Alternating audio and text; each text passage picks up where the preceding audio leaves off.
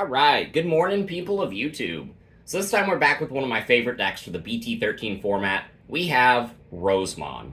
So Rosemon Burst Mode is a phenomenal boss monster that we got access to in BT13, allowing you to suspend most of the cards in your opponent's board in one fell swoop, make it so that nothing unsuspends, and then you just get to trash your opponent's security for free. This is a really good expansion on the plant vegetation fairy archetype that was kind of introduced with the Bloomlord package. And it just gives us so many more tools for a very solid green deck that can handle most situations that you would ever come into contact with while playing the Digimon card game. So if you guys like this kind of content, make sure you guys like and subscribe, and without further ado, we'll go ahead and start with some of the boss monsters of this deck. So we got 4 copies of Burst Mode herself. Again, this card is absolutely fantastic. Anytime you're going into this card, you're kind of winning the game. But there are situations in which you will need 2 in order to close out the game, because you do trash the top card of the stack if you do use the Burst Stitch Evolution mechanic. So there are instances where you will want to see 2 in a game, so for that reason I am playing 4.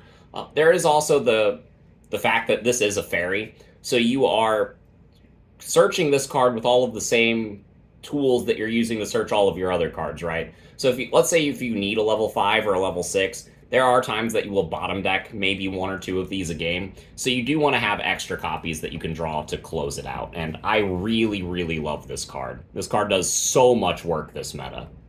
So for the level 6s, we got 4 copies of Rosemon. This card not only can unsuspend herself whenever she digivolves, but also just suspend 2 Tamers or Digimon, because you suspend one off whenever she unsuspends, and then if something suspends, then you get to suspend something else. That's absolutely fantastic. There have been situations where I've been playtesting into Royal Knights, and they had their big Leopardmon set up with a bunch of blockers, and I was able to suspend all of them and then go into a burst mode and kind of close out the game. This card allows for really good plays like that. You can also use like a level 5 swing over a body, evolve into Rosemon, unsuspend, get the sec attack +1 off the Lila, and then swing for 2 checks. Like, this card is such a really good play enabler, and I really like this card as a 4-of for the deck. So for the last level 6, I'm playing 2 copies of Bloomlord. This card still combos really well with all of your plant and vegetation stuff that you're playing. Being able to close out the game with a big, powerful level 6 that is tried and true is really fantastic. And if push comes to shove, after you do a bunch of your initial damage with Bloomlord, you can kind of end your turn by evolving into burst mode on top of this for the 5 memory, and keep everything stunned on your opponent's side of the field, and make it so that way Bloomlord's setup that it gave you provides lethal on the following turn. And this is a really, really nice way to play the game.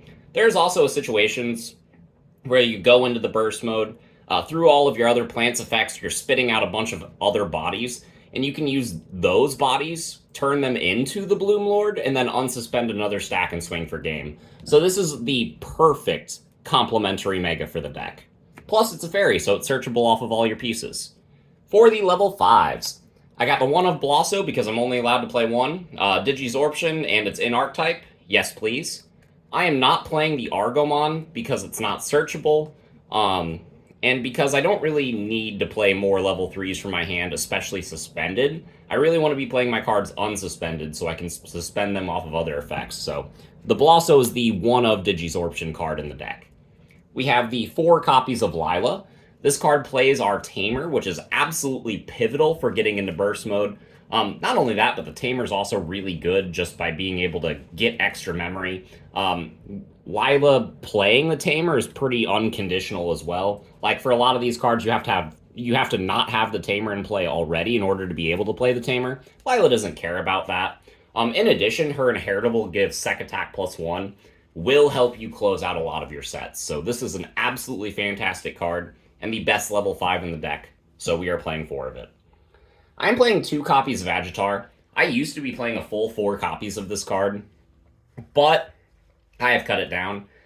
Being able to spam the board with some plant bodies is really good. This is more important for the Bloomlord shenanigans. Also, the inheritable effect to just gain a memory whenever something suspends is fantastic, Doesn't come up as much as you would like, but this is just an overall really good card that the deck has access to. And it is, in my opinion, a perfect supplementary level 5 to play in this deck. I am playing one more level 5. I'm playing the single copy of the starter deck Lilymon. This card allows us, when Digivolving, to reveal 5 from the top of our deck and take a level 6 or higher Digimon, which is absolutely important. So if you are grabbing this as your fairy target off of the Palmon, this Palmon specifically, then you can use this card when Digivolving to search deeper into the deck for some of the higher levels, if you were forced to maybe bottom deck a burst mode early on. So this card is really fantastic at just helping you cycle, helping you get further into the deck. And I do kind of want to cut an Agitar for a second one of these. And with further testing, that might be a decision that I make. But for now, these are the 8 level 5s that I am playing, and they are doing wonders for me.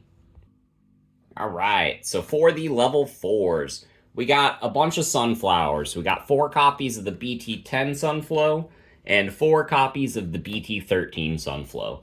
So everybody remembers BT10 Sunflow from Bloomlord packages. You know, you just Digivolve into this, suspend it, play something else. You can use that card to further your combo plays, and it's really fantastic. Also, the inheritable to just draw extra cards whenever an effect suspends one of your Digimon is really nice. But now something the deck has access to is you can like Digivolve into this, suspend this to play the new BT13 Sunflow, which can just suspend during your main phase to force one of your cards to Digivolve, and then it reduces the cost by 2, which is dumb. This is a 3,000 power Digimon, so you can play it off of all of your effects. It's inheritable, lets you reduce the cost of a Digivolution by 1 if you have a Tamer in play, and it has the effect to force a Digivolution and reduce its cost even further. If Greymon X Antibody is limited to 1, this card is probably next. Like, let's be real. This card is absolutely fantastic, and if you aren't playing 4 copies of both of these Sunflowmon, then you just aren't really reading these cards, and I encourage you to reread them because they're both absolutely broken.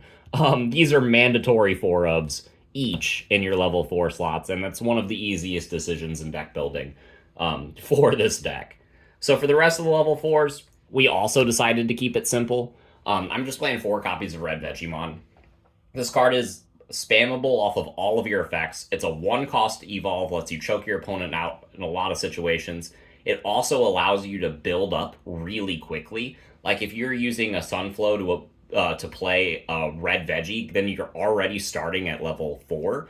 But not only that, if you have a searcher that you needed to slam down to get further into the deck, you can evolve that searcher for just 1 memory, maybe suspend something, go into Blosso for free, and then just keep the cycle going. This card just facilitates a lot of cheap and sometimes free plays. And I really, really like the Red Vegemon for the purpose of just being able to manipulate my memory a little bit better.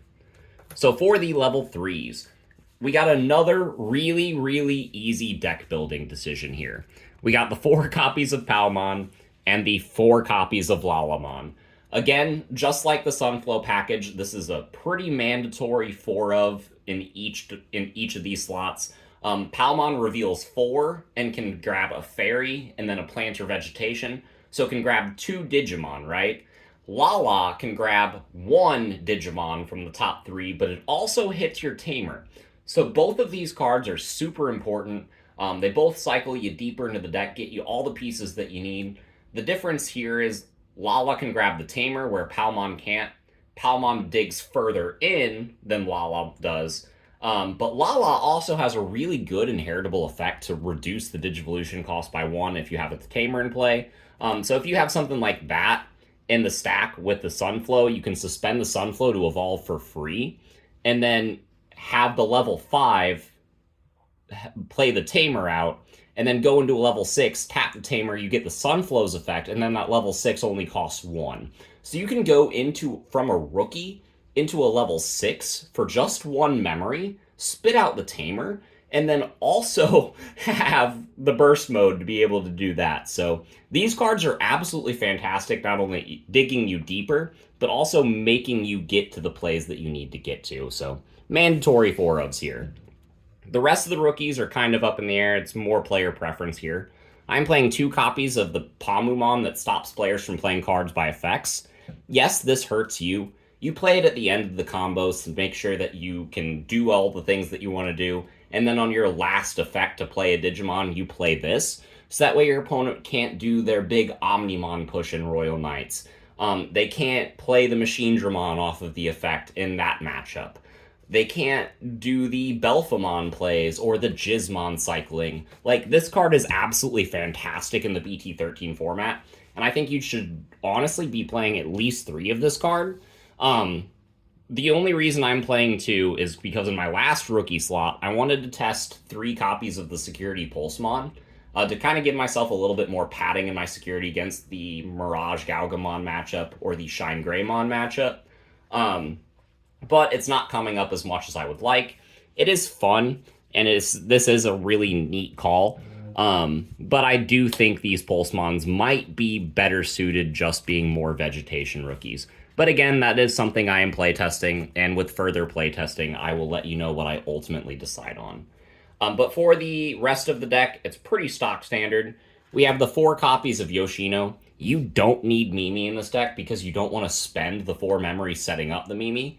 You're playing 4 copies of Yoshino because this card is being played for free off of your main level 5, and it pays for itself off of its own effect, which is absolutely fantastic. This card is great at all stages in the game. This card has recurring value if you stack multiple on top of themselves. This is just a great tamer, and I don't have enough nice things to say about it, which is really refreshing because every other printing of Yoshino we've had in the game so far has blown. Like, every Yoshi sucks except this Yoshi, and that's great. We have 1 copy of Hidden Potential because for some reason I'm still allowed to play this card. Making Bloomlord go into burst mode for free is stupid. Going into Bloomlord for free and then gaining a bunch of memory back is stupid. Going into a level 5, playing the Tamer for free, and then reducing everything going into level 6 is stupid. This card just makes the game really dumb, and every time you see it, you kind of just go off. And then the last 2 cards in the main deck are the 2 copies of Green Memory Boost. These cards are going to be the training boost whenever we get them, because the training boost will not bottom deck our Tamers. But for now, these cards are absolutely fantastic. Lets us cycle for more Digimon, lets us pop off for more memory to make our big burst plays. It's a fantastic card, and it's something that adds consistency to green, which is a deck that does need a little bit more consistency in general, same as red. So for the last cards in the deck, we just have the Digitama. I wanted to play power boosters in this slot. You'll see a lot of people play the Kokomon that lets you draw more cards whenever you suspend a card by an effect. Which is fine, but you have to acknowledge that if you do that, then your burst mode is only hitting 15,000, which means it's dying in security if you're checking against a level 7. So I decided to play 4 copies of Tanemon from BT1. That's right, the first green egg ever released in Digimon is the one that I'm electing to play 4 of. This card just says if you Digivolved this turn, you get plus 1,000. So if you've Digivolved basically outside of the raising area, then your burst mode goes into a 16,000 body, which is fantastic. Meaning you're clearing Quartz, you're clearing other burst modes, you're clearing Death X. It's a fantastic egg, and it's the one that I recommend you play 4 of. I am also playing the 1 copy of the Bozamon, or it's the furry dude. It says if your opponent has when an effect suspends an opponent's Digimon, you get plus 1,000. This is just an ideal 5th egg. I am playing a lot of rookies. You are playing green, so you can stun the game out, make the game last a little bit longer. So I did want to include 5 just in case I got to that point. But yeah, that's about all I have to say about the deck. Let me know what your guys' thoughts are down in the comments below, and we will see you all in the next video. Bye, everyone.